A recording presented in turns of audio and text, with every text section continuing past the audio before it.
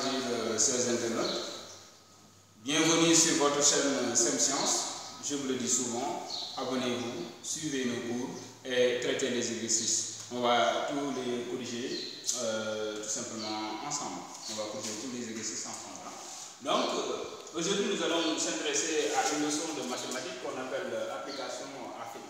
Donc, avant de commencer, nous allons vous rappeler sur les applications linéaires. Sachant que vous avez fait des applications linéaires depuis la 4e, mais il faut qu'on rafraîchisse un peu les mémoires pour vous permettre de plonger dans justement le corps tout simplement de la leçon, premièrement.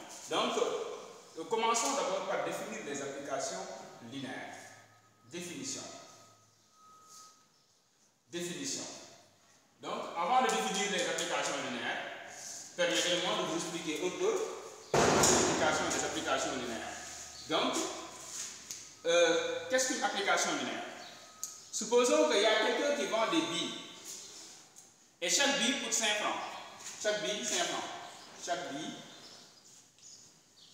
5 francs. 5 francs. Chaque bille coûte 5 francs.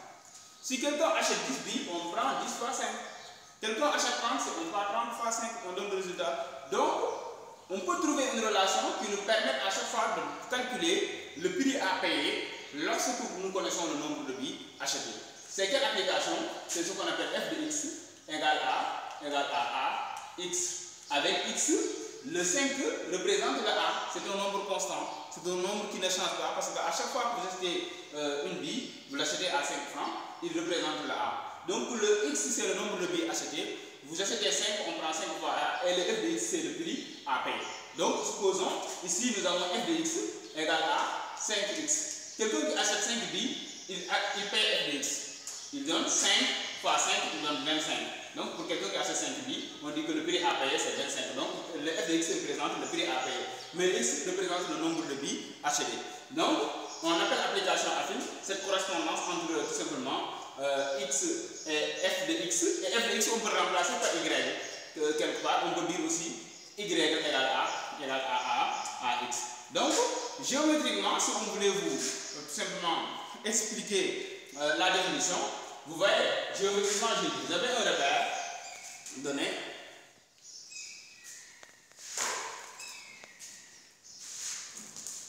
Bon, maintenant, ce repère est un repère orthonormal. Pourquoi orthonormal? Parce que les bases sont perpendiculaires. Les bases, ce sont ces rayons-là, I et J. Lorsque les bases sont perpendiculaires, on dit que le repère est orthonormal. Donc, ici, on gradue pour chaque axe. Ici, on l'appelle l'axe des x.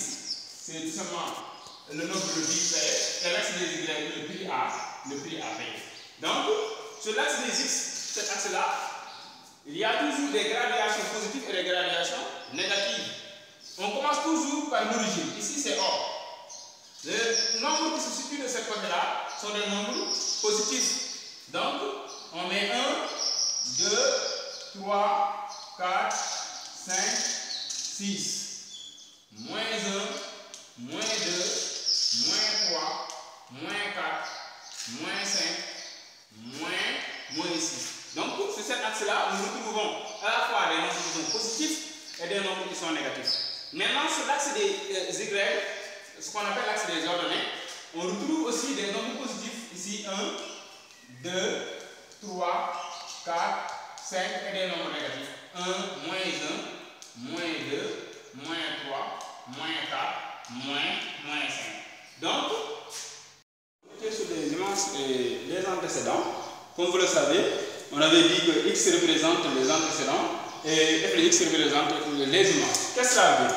Supposons on dit de calculer, exemple, je donne un exemple, calculer l'image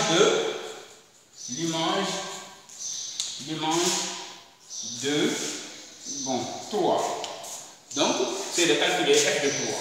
Je viens à calculer f de 3. f de 3 égale à, supposons, vous avez une application au départ, on dit f de x par exemple, égale à 5x sur notre application, 5x. Donc, calculer f de 3, remplacer x par 3, et ça donne 5 fois 3 égale à 15. Donc, f de 3 égale à 15. Donc, l'image de 3 égale à 15. Donc, 3 après image 15. Donc, on peut vous demander de calculer l'antécédent d'un nombre. Comment calculer l'antécédent d'un nombre? On peut vous demander de calculer l'antécédent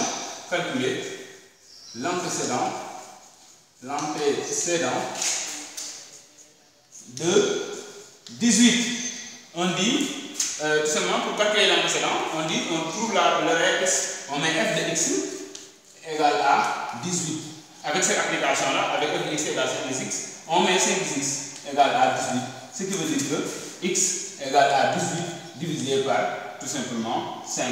Et 18 cinquième représente ce qu'on appelle l'antécédent de 18. Donc 18 qui est donné était l'image, on a trouvé son antécédent. Donc trouver x, c'est trouver l'antécédent. Trouver y, c'est trouver l'image. Y, c'est f de x, c'est la même chose. Donc sur aussi un repère, donc pour trouver l'image d'un nombre, on lit l'axe des y. Par exemple, on dit l'image de 2, je prends 2, je lis, cet nombre-là représente son image. Et l'antécédent, je lis x. Par exemple, par rapport à cette graphe-là, je lis x et j'ai trouvé l'antécédent d'un nombre. Donc, je pars très. Voilà, on va encore voir ça sur les applications affines pour nous donner plus d'explications. Maintenant, la question qui reste, c'est comment représenter représentation de l'application numérique.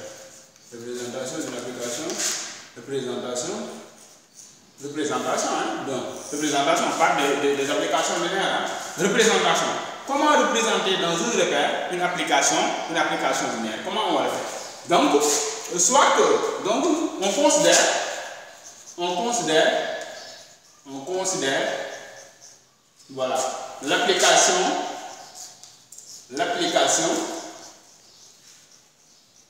linéaire k de x, donc k de x égale à, bon, je vais mettre moins 3x.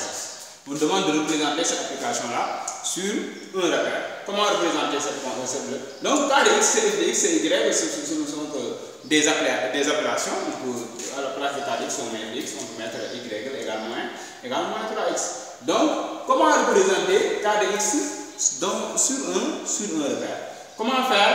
Vous allez choisir. Comme on sait que l'application doit passer, la droite doit passer forcément sur l'origine du repère, qu'est-ce qu'on va faire? On va choisir un point différent de 0, parce que si vous choisissez 0, vous vous retrouvez avec les mêmes points de l'origine du repère. Donc, on choisit un autre point, soit si x égale à 1, x égale à 1, vous allez trouver quoi? Vous remplacez x par 1, k de 1. Donc, x égale à 1, à la place de x, je mets 1, égale à moins 3, multiplié par, à la place de x, je mets 1. Donc, k de 1 égale à moins 3 fois 1, ça donne moins 3. Donc, on cherche le réel. 1, par exemple, le x qui est en haut est 3. C'est tout simplement sur le repère. Donc, 1, au niveau de l'axe des abscisses, c'est ici. 3, au niveau de l'axe des ordonnées, c'est ici. Donc, vous fusionnez les deux, ici et là.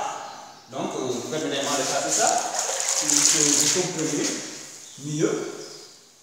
Donc, ici, j'ai à représenter une droite. Mais, comme c'est une application linéaire, je sais que la droite doit forcément passer par l'origine du repère. Donc, je choisis un nombre différent de 0. Si x égale à 1, j'ai trouvé y égale à 3. Je dois représenter le point de coordonnée 1, 3. 1 au niveau des x et 3 au niveau des y. Je représente ça comme ça. Et j'ai ce point-là ici. Donc, ça doit passer par l'origine. J'ai l'autre point forcément. Et voici la droite représentative de Kx. Donc, c'est comme ça qu'on représente une application linéaire. Donc, ce qui reste, c'est ce qu'on appelle la détermination. Comment déterminer l'application linéaire? Détermination d'une application linéaire. Détermination d'une application linéaire. Comment déterminer une application linéaire? Supposons, la première chose, on peut connaître le coefficient directeur. Connaissant le coefficient directeur. Connaissant le coefficient directeur.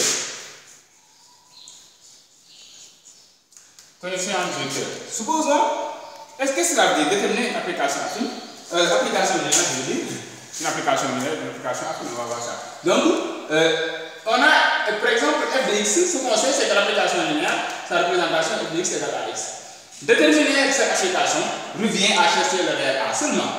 Déterminer l'application, déterminer l'application linéaire, l'application linéaire consiste à trouver la valeur de A, la valeur de A. Donc c'est ça, tout simplement déterminer une application linéaire. Et ici, connaissant le coefficient directeur, c'est le A, c'est fini. Supposons, si on connaît le coefficient directeur, si par exemple on a dit le coefficient directeur, déterminer une application dont le coefficient directeur est égal à tout simplement 6. Donc, exemple, une application affine, linéaire, je veux dire application linéaire, tout en sachant que l'application linéaire est une application affine. L'application linéaire a pour coefficient directeur moins 2. Déterminer cette application-là, c'est quoi? On met f de x égale à ax. C'est la formule générale. Donc avec x, a égale moins 2, on trouve f de x égale à moins 2x. Et c'est fini. On a déterminé l'application affine. Deuxième point, on peut vous donner les coordonnées d'un point. Image antécédent. Connaissant l'image ou l'antécédent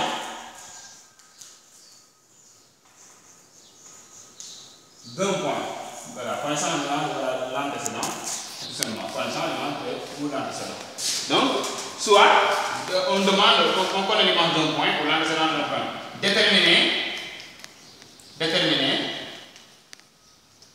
une application. Je mets absolument pour signifier application linéaire,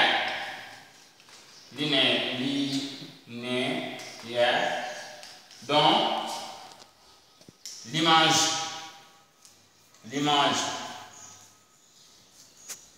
2, 3 est égale à moins 9. Donc l'image de 3 égale à moins 9 veut dire quoi? On dit que cette élément de nombre, c'est remplacer x par la valeur. Et la formule générale, c'est f de x égale à x. Donc, on donne, en remplaçant x par 3, on doit trouver moins 9. Autrement dit, à chaque fois l'image on remplace par x, et l'entraînement on met égal à moins 9. Donc, l'image de 3, f de 3, on a f de, je le mets ici, f de 3 égale à 9. F de 3 signifie quoi? Comme f de x, comme ça, égale à x, f de 3 égale à 3a. Donc on remplace a par comme on connaît x, on met 3a. Donc f de 3 c'est 3a égale à 9. A égale à 9 divisé par 3 et vous trouvez 3. Vous avez a, donc vous avez connu l'application f de x égale à 3x.